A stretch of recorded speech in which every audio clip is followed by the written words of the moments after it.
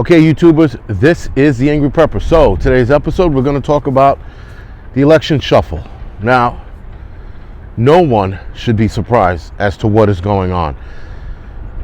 I'm starting to see, the conservatives and Republicans and the right complain and cry and like, oh my God, this is unfair. We knew this was going to happen. This isn't a surprise, guys. This is exactly what was planned to happen. This is exactly what a lot of us were talking about early this year when we talked about the mail-in ballots and how the mail-in ballots were going to increase fraud. Here's the one problem, guys. This is the kick in the dick. The kick in the nuts is you got to prove it. We can look at numbers and go, why did that number spike so high in that amount of time? We can look at those numbers and go, whoa, that wasn't like that last night. We could look at that and say that all we want. We need unequivocal proof. We need a dude being caught carrying in these ballots. Do I believe that there's cheating? Absolutely there's cheating. There's no doubt about it that there's cheating.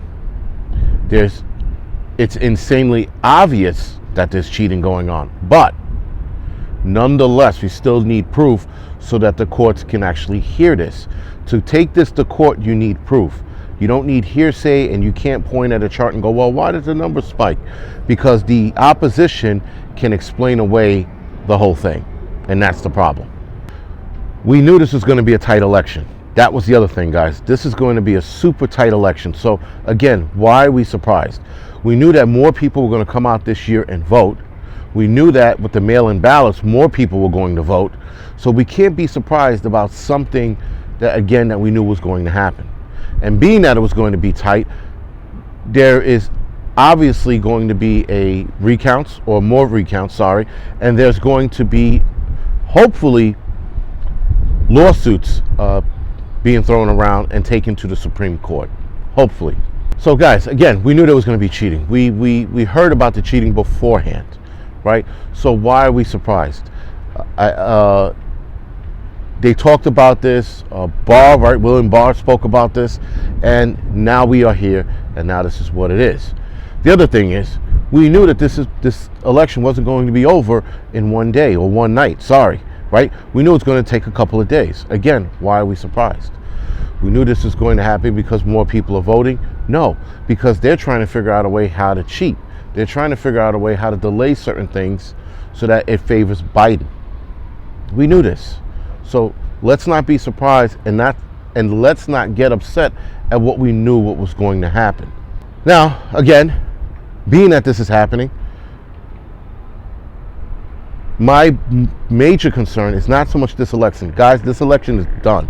Biden's got it. Come hell or high water, Biden's getting it.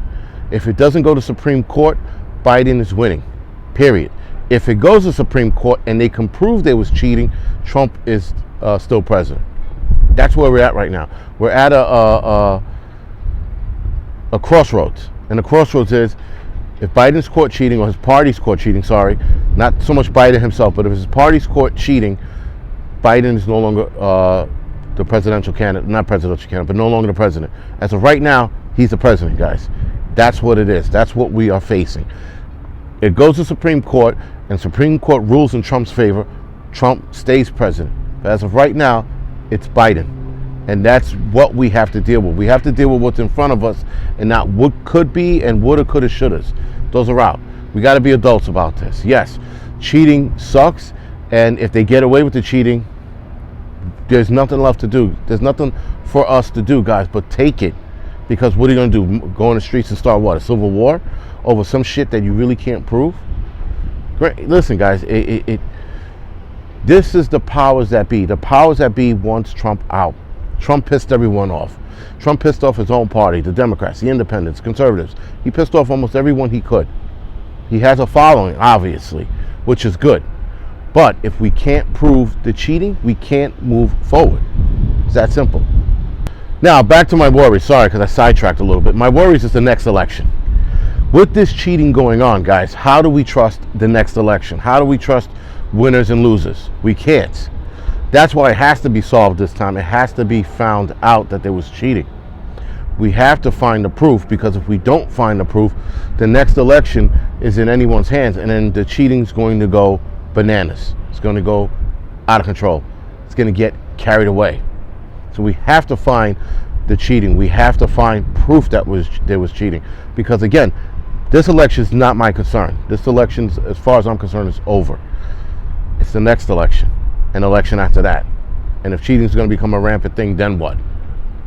We can never trust the polls again. First of all, we can't trust the polls anymore. The political analysts and all this other bullshit. There's going to be a blue wave, right? And what happened? It wasn't a blue wave. Again, a lot of those analysts I never listened to anyway, especially after Trump won the last election, because they were full of shit. Anyway, here's the bigger concern for us Americans and us preppers: the civil unrest. Civil unrest is going to start growing. The longer this takes, the longer the voting process takes, the more civil unrest. Right now, there was a riot last night, a protest last night, and again, that got a little out of control like the night before. It's going to get worse. Portland, Oregon has gotten worse. Other places are going to get worse. These idiots, which is mind-boggling, the idiots, and it's not so much the liberals and the left, it's the immature asshole protesters. Because obviously it's not all of the liberals and it's not all of the left. It's a band of few who are protesting what? Biden's winning. Their leader, their savior is winning. Right? So why are they protesting? Because they're fucking morons and they're looking for a reason to destroy shit. This is proof that they're looking to destroy shit. This is proof that they're looking to cry, bitch, and moan about anything. If Biden is actually winning, why are they out there protesting? It's insane. So anyway, that's going to get out of control. There's going to be more civil unrest. There's going to be more violence the longer this takes. If Trump gets to contest this, if he can actually take this to Supreme Court, this is going to go on longer. Come January 1st, Pelosi, that psychopath, might be acting president if they can't figure out who's president in Supreme Court by or before January 1st. Sorry. So now we have that going on. Now we're going to have more people go, well, Trump can't win. And then you're going to have more people breaking, destroying, attacking Trump supporters more than we've seen before. That's going to take off like wildfire, if you will, no pun intended, to what's going on out west. That's going to take off. So there's definitely going to be more violence. There's definitely going to be more protesting or civil unrest, however you want to look at it. Bottom line, guys, it's going to be more looting and rioting, right? That's what it is. Let's call it what it is. Let's not sit there and go, because protesting and spitting in cops' face and burning cop cars is not protesting. It really isn't. And leave it to these, again, and yes, I'm throwing you liberals under the bus. For those of you that follow the mantra of we have to protest at all and any cost, let's burn everything and destroy shit, those are the liberals and the left I'm talking about. Not some of you who actually watch this channel and, listen to what I have to say, because a lot of you are complaining that I'm throwing the left and liberals under the bus. Well, yes, I am, because the majority rules, guys. If the majority of liberals and left are acting like children, and that's what we're seeing, then that's all I have to go off of. Now, here's the worst case scenario, guys. It's going to be okay. If Biden wins, it will be okay. It's not the end of the world. Again, America's not going to implode. People are, going to lose their minds because they're immature morons and they don't know the difference between the House, the Senate, and the presidency. As long as the Senate holds Republican, which it is right now, it doesn't matter who's president. They're going to meet him, the Republicans in the Senate are going to meet Biden every step of the way. They're not going to let him do this, that, and the third. He's not going to get carte blanche or what he wants to do. He still has to go to the Senate through the majority of things that need to be passed and done. So it's not over, guys. It's not the end of the world. Biden is president of the United States. Who gives a shit? Kamala Harris. Doesn't matter if she steps in place of Biden. Biden does his 100 days and then bounces because of psych issues or cognitive decline. Doesn't matter if he has any of that going on and she steps in. The Republicans, the Senate is still going to meet her too. So again, guys, it's not the end of America. America's not going to implode. We're not going to go poof off the map. We're going to be here. Is it going to be a shitty 4 years? It could be. Who knows? They said the same thing about Obama again. Obama, it wasn't that bad, and even under Bill Clinton, it wasn't that bad. So it's not the end of America, and it's not the end of the world. Right now, what's bad is that America looks like a fucking a spectacle, because of everything that's going on.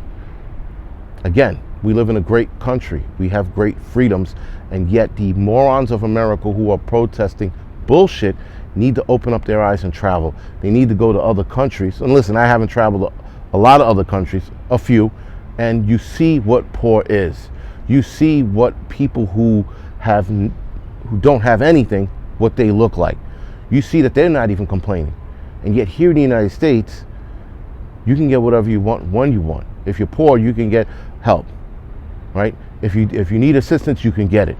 There are places, guys, around the world where a kid can't get a glass of clean fucking water, let alone eat. Kids around the world are going to sleep hungry. Kids around the world are getting raped and killed, put in a sex slave trade market, because families are getting wiped out because their tribal name is different from this two, from that clan, this clan and that clan going after each other. That's real world shit. And here we are complaining about what? A president that doesn't know how to talk, and another president who can't remember what his name is. And then we try to make that like it's a global catastrophe. It isn't. There are real world shit out there, and we're fucking complaining about it because we're pansies, because we're comfortable. So we need something to complain about. This isn't the America that I know. Americans enjoy what they have. And yes, you complain about the little things, guys. We can always complain about the little things. But once we start making the little things look like a global catastrophe, like it's the end of something, then we lost our fucking minds. Because, again, you look at other people who are struggling. You look at other countries that are struggling. You look at that and you look at this, you're like, this is still good. As far as when people like, we were slaves here in the country, we were brought over here by force. Okay, I'd rather be here than there. That's just the bottom line. A lot of places in this world, guys, they'd rather be here than there. It's that simple. That's why people love this country.